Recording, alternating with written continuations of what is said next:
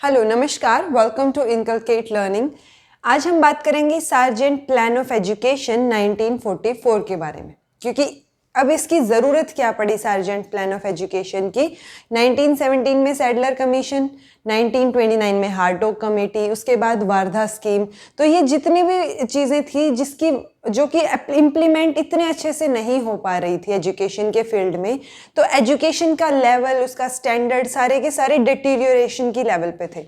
तो इसीलिए sergeant plan of education जो है 1944 में बिठाया आया। उसके बाद तो इन्होंने एक कमेटी बनाई थी जिसके सार्जेंट जो है वो चेयरमैन थे। सार्जेंट वैसे भी जो है एजुकेशनल एडवाइज़र थे उस टाइम पे गवर्नमेंट ऑफ इंडिया के अंदर। और इस जो कमेटी बनी थी जिसके चेयरमैन थे सार्जेंट, उसमें 22 मेंबर्स थे। अब इस कमेटी ने एक रिपोर्ट प्रिपेयर की। उस रिपोर्ट को जो है वो central advisory board of education को सबमिट किया। इसके बाद इन्होंने उस रिपोर्ट के बारे में पढ़ा, देखा सिचुएशन को, और इन्होंने ही जल्दी उसको इम्प्लीमेंट करने की बात कर दी थी कि आप इसको इम्प्लीमेंटेशन लेवल पे ला सकते हो। तो ये जो रिपोर्ट थी, अब हम इसकी रिकमेंडेशन के बारे में पढ़ेंगे। रिकमेंडेशन के बाद हम पढ़ेंगे कि इम्प्लीमेंटेशन में क्या क्या जो है इसमें खामियां रही है, इम्प्लीमेंटेशन कैसे हुआ। उसके बाद हम क्रिटिसिज्म या शॉर्टकमिंग्स के बारे में भी देखेंगे। तो जो ये सार्जेंट ने रिपोर्ट दी थी, जो सार्जेंट प्लान ऑफ एजुकेशन था 1944, इसमें 12 चैप्टर्स थे, प्री प्राइमरी एजुकेशन से लेके यूनिवर्सिटी एजुकेशन तक। अब इन 12 चैप्टर्स में इन्होंने हर एक छोटे पॉइंट को जो है उठाया था। काफ़ी कॉम्प्रिहेंसिव डॉक्यूमेंट था, और ये फर्स्ट अटेम्प्ट था national system of education develop करने का इंडिया में। अब इन्होंने क्या बताया था कि प्री प्राइमरी एजुकेशन जो कि 3 से 6 साल के चिल्ड्रन के लिए होगी, उसके बाद जो है एलिमेंट्री एजुकेशन जो कि फ्री एंड कंपलसरी होगी। एलिमेंट्री एजुकेशन 6 से 11 साल के बच्चों के लिए। इसी एलिमेंट्री एजुकेशन में इन्होंने जो है जूनियर बेसिक और सीनियर बेसिक स्कूल्स की भी बात की थी।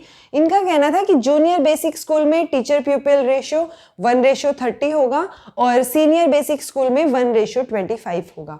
तो इन्होंने, लेकिन एलिमेंट्री एजुकेशन जो है वो 6 से 11 साल की इन्होंने फ्री एंड कंपलसरी जो है उस टाइम पे बोली थी। उसके बाद इन्होंने बात की थी हाई स्कूल एजुकेशन की, जो कि 11 से 17 साल के बच्चों के लिए होगी। और इसमें इन्होंने 2 टाइप के हाई स्कूल की बात की। पहला एकेडमिक हाई स्कूल, और दूसरा जो था वो टेक्निकल एंड वोकेशनल एजुकेशन के लिए। यहाँ पे इसका पर्पस मेन यही था कि और ये हाई जो एजुकेशन थी हाई स्कूल की, वो सिलेक्टेड चिल्ड्रन के लिए थी, जो कि इसका क्रिटिसिज्म पॉइंट भी रहा बाद में जाके। क्योंकि आप जो है अगर कम बच्चों को या सिलेक्टेड बच्चों को एजुकेशन दे रहे हो तो वो अनडेमोक्रेटिक होगा, उसमें डेमोक्रेसी कहीं भी नहीं दिखती। तो हाई स्कूल एजुकेशन जो है इन्होंने 2 लेवल पे बात की, एकेडमिक और टेक्निकल एंड वोकेशनल और टेक्निकल इसलिए क्योंकि जिन बच्चों का जो है दिमाग या उस एकेडमिक्स में ज़्यादा नहीं चलता, उनको भी जो है आगे लाइफ जीनी है, तो वोकेशनल एजुकेशन की इसमें बात की गई थी, ताकि उनके लिए जॉब्स ओरिएंटेड जो है स्टडी उनसे करवाई जा सके 11 से 17 की उम्र में। फिर उन्होंने 3 साल की यूनिवर्सिटी एजुकेशन की भी बात की थी after this 11 to 17 years of high school education.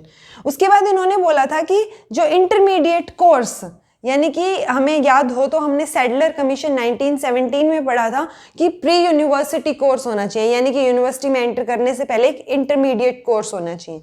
Sergeant commission ने उसको अबॉलिश करने की बात कही कि इसकी कोई ज़रूरत नहीं है। इन्होंने ये जो प्लान दिया हायरार्की वाइज, ये प्लान जो है इनके अकॉर्डिंग सही था, ना कि इंटरमीडिएट कोर्स की ज़रूरत थी।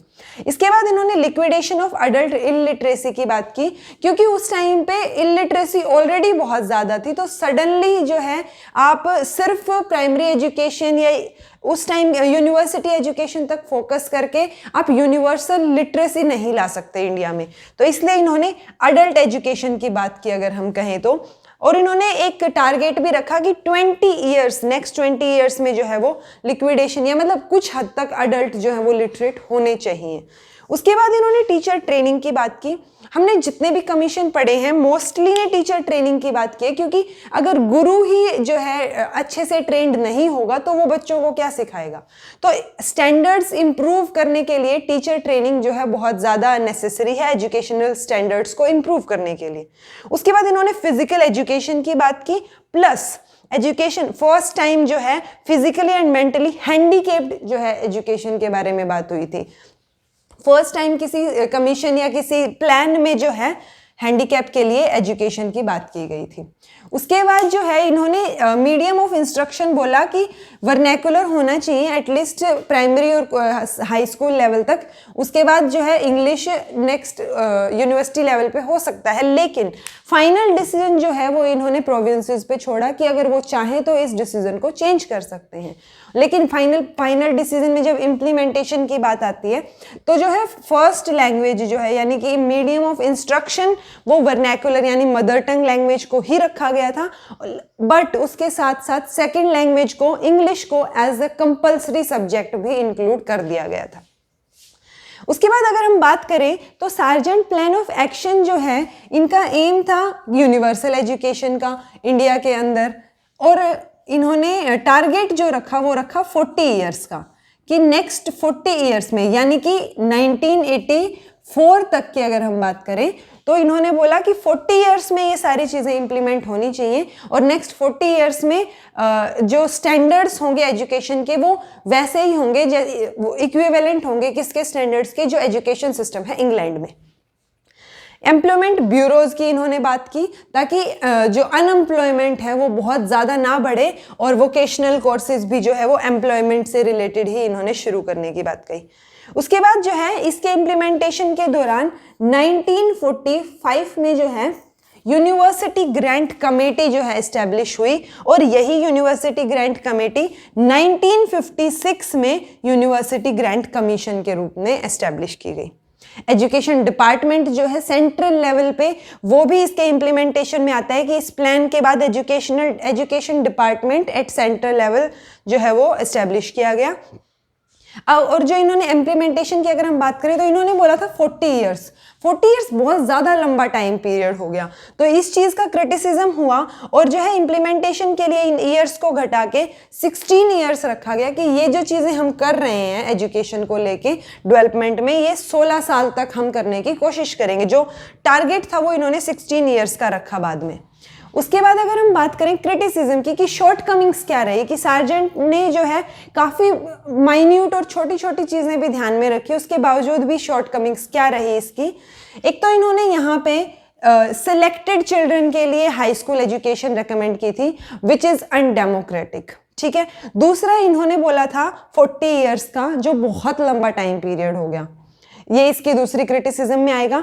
तीसरा पॉइंट अगर हम बात करें तो ये जो प्लान था ये इन्होंने इक्विवेलेंट टू इंग्लैंड दिया, और कुछ लोगों का मानना था कि इंग्लैंड और इंडिया की सिचुएशन और कंडीशंस जो है, एनवायरनमेंट जो है वो बहुत डिफरेंट है।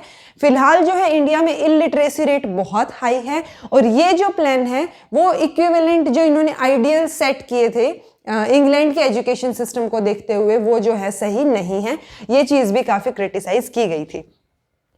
तो ये हमने बात की सार्जेंट प्लान ऑफ एजुकेशन 1944 की, इसकी रिकमेंडेशन की बात की, इसके मेंबर्स, इसके चैप्टर्स जो है रिकमेंडेशन में उनकी बात की, उसके बाद जो है क्रिटिसिज्म की भी बात की हमने।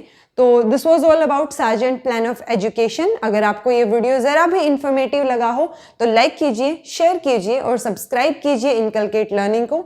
Thank you so much for watching.